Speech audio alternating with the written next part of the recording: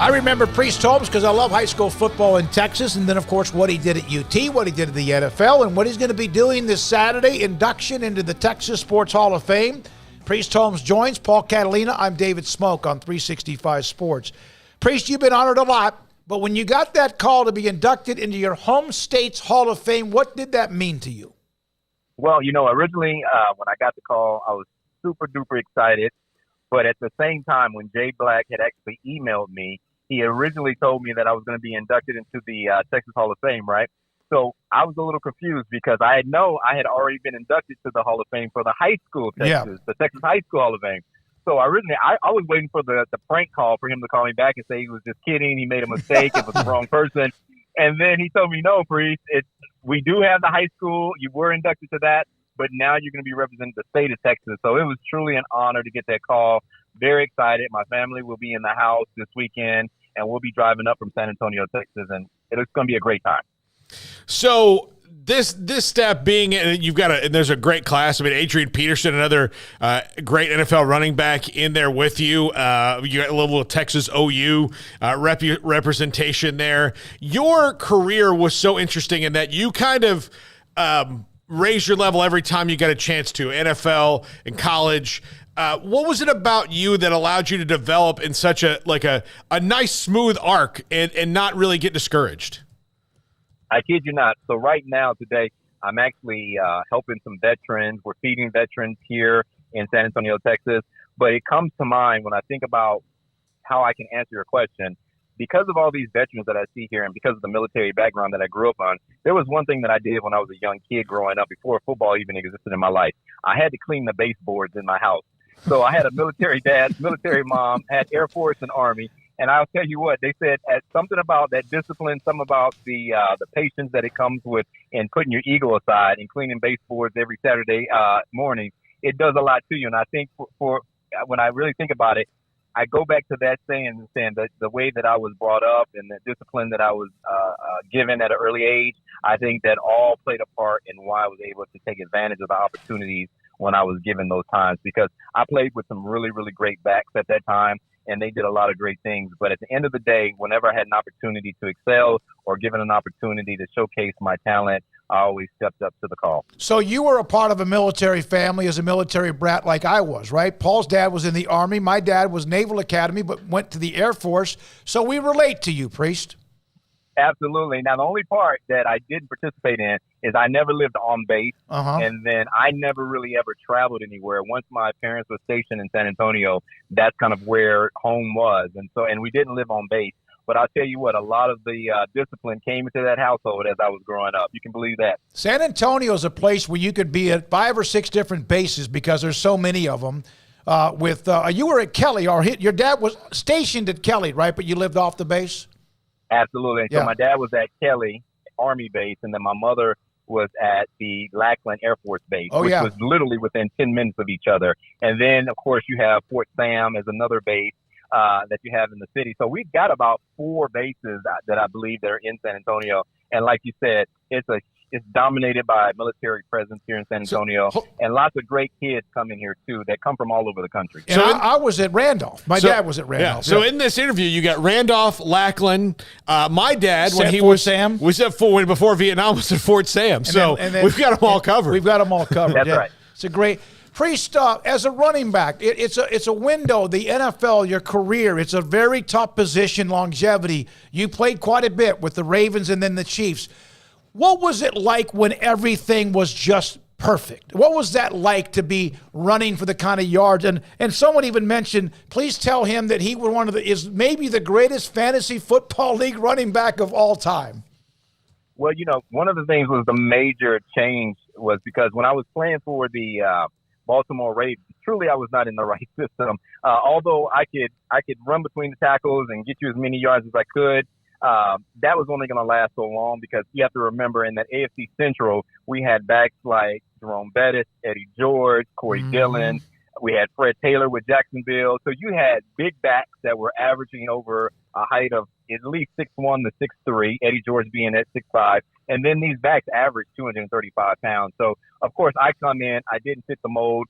And so, and one of the things that Brian Billick would always say is, I want a running back that when he walks down the tunnel, I want him to be intimidating before he even hits the field.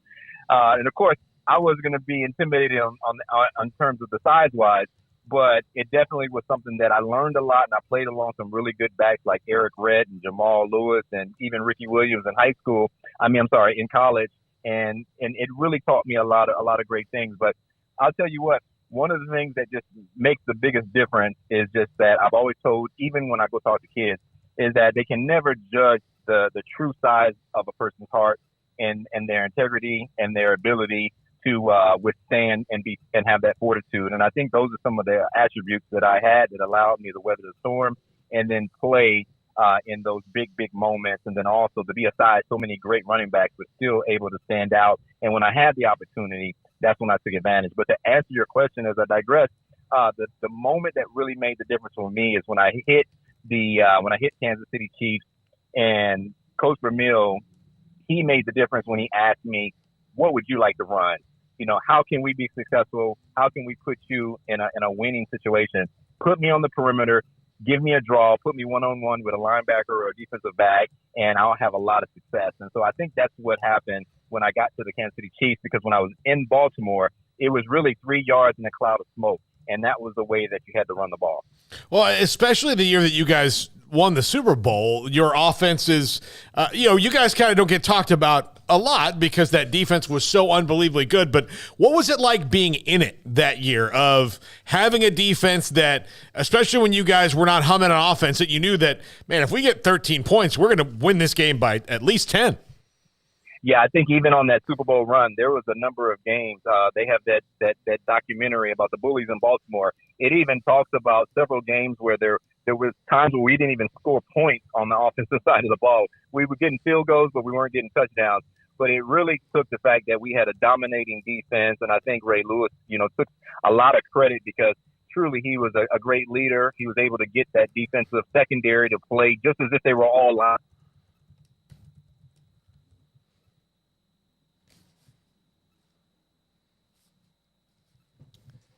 I thought we lost him for a second. Let's see if we can get him back. It's a great interview, great segment with Priest Holmes, former Texas and NFL running back. We'll try to reconnect with him on Saturday night at the base, which is at the Extrago Event Center in Waco. They'll have the induction. The banquet will be at 6:30 on Saturday night. Priest Holmes will be one of those inducted into the Texas Sports Hall of Fame. And as he mentioned, there's the Texas High School Football Hall of Fame, and then there's the Texas Sports Hall of Fame. Priest, you were getting ready to say a little bit when you moved to Kansas City and how things changed for you. Yeah, and so, the one thing I can tell you about is that Coach Vermeil always said, be ready to make a audible call at any moment of life. Because it'll happen. And, I know we had to make it just a quick audible call, but one thing that I loved about the Kansas City Chiefs is that Coach Vermeil, he was one individual that saw me at one of my last games at the University of Texas, and he made a prediction that Ricky Williams would not be the star of the game, that it'd be this backup running back named Anthony Holmes at that particular time that everybody was calling me. And it just made a difference. And I think that when you have great coaches that believe in you, give you an opportunity, and you have offensive coordinators that believe in you as well, if they put you in the right matchup and they give you the opportunity to be successful, I think that makes a world of a difference. A lot of guys, they do get into situations where they're playing in the offense or playing in the defense that really doesn't, suit their attributes. But if you can ever get yourself in an opportunity and get somebody that believes in you, it makes a world of difference. Priest, you were a part of that 96 Texas team. Is that right? That was the team when the Big 12 was formed.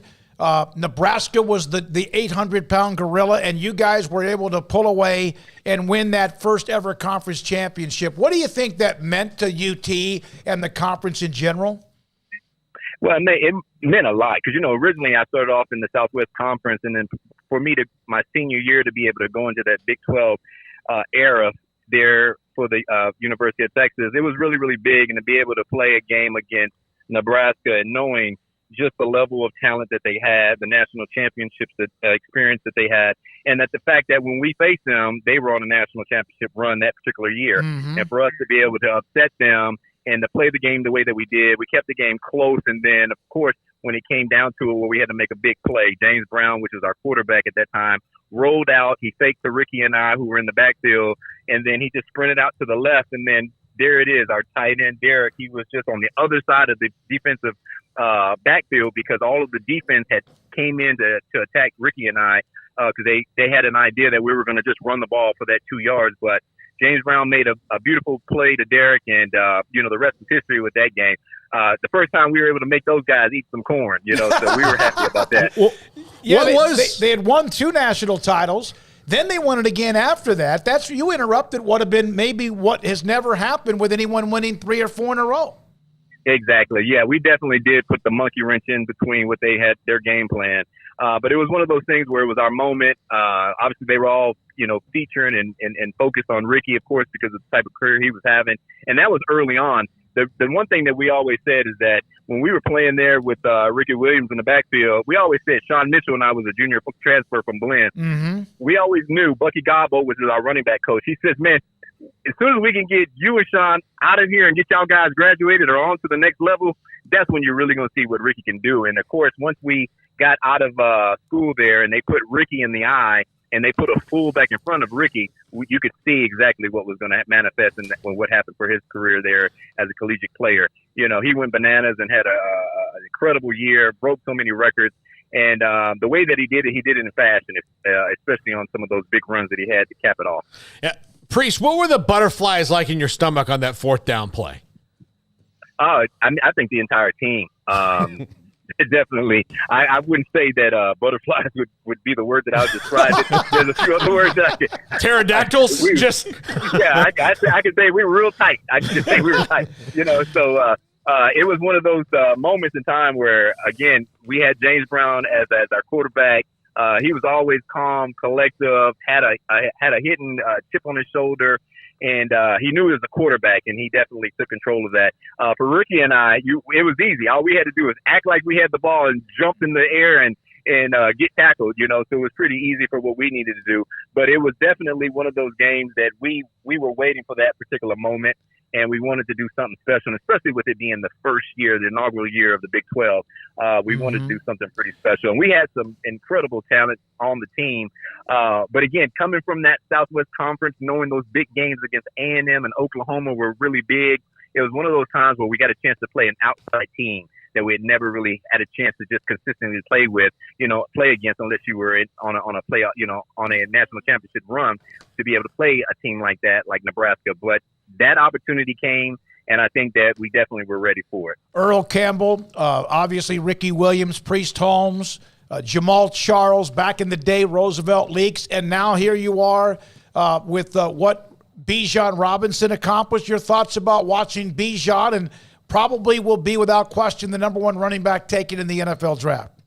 Yeah, I'm excited. We've always talked about University of Texas is always, when I was coming in, it was always running back by committee. So you would have probably one of the best backs out of San Antonio, the best back out of Dallas. 2 or 3 of those guys would be also on the team. And so I played along some really, really incredible backs that have actually had some really great college careers, or they went on to play professionally and have a great career. But what Bijan is doing, this guy got his own mustard name after him, and I heard it did pretty well, and it's incredible just the opportunities that these guys are having, these young kids are having. And I'm excited. I think that Bijan has some incredible talent, his ability to catch the ball out the backfield, his awareness on the perimeter runs, and his ability to stick his foot in the ground and get vertical. And he definitely has the speed. He's a tough player. So I'm excited to see him on that next level and to become a professional. I really am. Now, you were undrafted, and so the running back position, is one of the ones where you can find diamonds in the rough, maybe more like you, Priest. But if you're a team that has a pick in the top 10 and needs a running back, do you think you'd be crazy to say, no, we don't put as much value on this position? Do you think he's that kind of a game changer? Well, I think definitely Bijan is definitely the game changer, and he's a distributor. He's shown that. In terms of his raw ability that he has on the field. Some of that stuff that you can't really coach, that vision, the ability to stick his foot in the ground and get vertical, his awareness to be able to come out the backfield and catch the ball 15 yards down the field and still be able to do a 1-2 step to avoid tackles. You can't really replace that. His hunger for the game and the ability of the things that he's been able to do. I just think he's exceptional. And he'll continue to be a really great player. He's just got to be in the right situation. Again, the right team has to be calling and knocking and wanting a player that's dynamic like he is. And I think he will definitely, any team that he goes to, he's going to show and prove and show that he's a great commodity and a great value to have on anyone's team. Priest Holmes, former Marshall High School football player, played at Texas. We mentioned the Ravens and also the Chiefs. What is a career complete without a Super Bowl championship? Well, I can't really say that because there's so many, phenomenal players, great players that have played longer seasons than I have, but never had an opportunity to compete for that trophy. Would I say that it's incomplete? No, I wouldn't say that it's incomplete in terms of on the stats, but I think for every player at the end of the day, to have that experience and want to be in a championship game, to be able to contribute or be the main star or be the MVP player of that particular game, like a Patrick Mahomes, you that's the reason why you play the game. That's the big showdown that you want to be able to participate in. So it makes a huge difference. It really does. But I think some guys have had some incredible careers, and some guys do so incredible for the things that they do personally on the field. But it's always best when you can make it a team sport, which it always will be. And when you can include the entire program, the entire city, the entire roster, and these guys, start on that training camp a year, 6 or 7 months ahead of time, and then they finish up, on that destiny road to the playoffs. So I've been able to experience that with the Baltimore Ravens. And again, you have to remember, that was the Baltimore Colts, then over to Cleveland, and then came back in '96 to start a franchise with the Baltimore Ravens. And so had some of the older Colts guys that were, some of the older Cleveland guys that were there on that team in '96. But it really transformed once we got to '96 and '97, '98, when we started to be able to really build on what our defense was really going to be. And I think once we got Billick in there as well, his attitude that he brought to the team, what we had with Ray Lewis and Tony Saragusa and the guys there on the defense really made a difference. And then that big change, for one guy with Banks, which was our quarterback at that time, he was throwing interceptions. He got bit, and then that allowed Trent Dilfer to come in and then be able to, go ahead and lead us to that Super Bowl win. So it was really great to be able to be a part of that. And I'll tell you what, the thing that I love the most is that a couple of years ago when the Kansas City Chiefs, they went in and they won that Super Bowl, and now they've gone and repeated it again. One of the things that the Hunt family did was they allowed for all of the ambassadors that were ambassadors with the Chiefs. These are former players that played at least 4 years that were now committed to doing stuff in the community. They allowed for all of us to be able to get a ring. That's awesome. So that was pretty incredible. So I played for some really great organizations. I really have. Even Ted Marchibroda, which is my oldest coach, he was with the Baltimore Ravens when I first got into the game in 1997. With him giving me my first opportunity, I think it was 4 games into my second season, and Eric Rett went down with a hamstring injury. Jay Graham, which was a 3rd-round draft pick the year that I came out in 1997, he tore his ankle, I believe, in the game 3 of 1998 season. And then Ted Marchibroda came to me and said, "Priest, you remember I told you when nobody's looking, you should be working? Well, here's your opportunity. Both of my backs are down. You're the next up." And so, it was just things like that where I think that when it came time for me stepping up and showing what I can do and the work that I've been doing while no one was looking, I was able to prove that in so many instances throughout my career. You mentioned, and I know you got to go, and we appreciate it. We'll see you Saturday night here in Waco. That Bijan, the mustard, and all that. And college football has changed a bunch, and including now even Texas and Oklahoma headed to the SEC. We know about the money. It's going to be a lot of money and the brands that they both take with them. Your thoughts about that and the way college football landscape has changed and seems to change every day these days? Yeah, the landscape of football is changing, and UIL and these different rules and NCAA rules that are happening, and the way that they've allowed now for the marketing for the likeness and image of players that for an athlete that's in school now can really own that right. And so I wish it would have been many, many decades ago, because all we were able to do was pass some keys around. It was these mystery keys that floated around to some rental car, and we'd all pass them around, and everybody had a chance to drive the rental car. But now you got guys now that they have the ability to now go in and they can purchase a car, purchase a home. And it's been really incredible the way that they've opened the door up. So my biggest thing is that, for the kids that you see that will have these wonderful opportunities, there's still going to be about 20 or 50 other kids that are going to get taken advantage of. So I just know that even though those rulings have been in place, I hope that the parents are very involved with these young kids, that as they are going to be able to see these hundreds and millions of dollars, that there's some type of risk management and protection that can help these kids out and manage throughout all this while they're in college. Texas High School Hall of Fame, about to be a part of the Texas Sports Hall of Fame, and who knows other things that happen along the way. Thank you, Priest. Great to have you on the show. Congratulations, and we'll see you Saturday night. Will be a great event. Congratulations again, and we appreciate your time. Absolutely. Thanks for having me on, guys. Yes, sir. That's Priest Holmes, former Marshall High School star. And I remember back then when they made the